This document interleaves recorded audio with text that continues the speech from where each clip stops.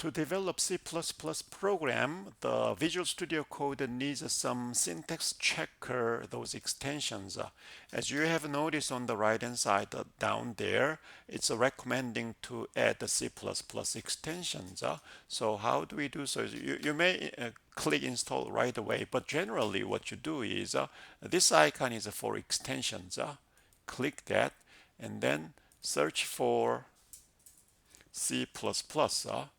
Then these are available extensions for C++.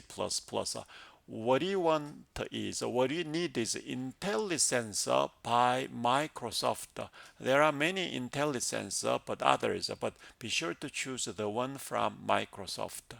Click to install, and then it is installed now.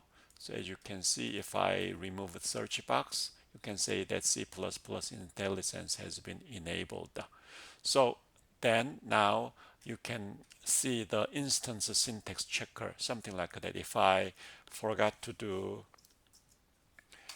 namespace std, then cout endl is not recognized, so error comes. But as I uncomment that and save the file, it goes away. So that's what IntelliSense does. So that's important to enable a C++ extension.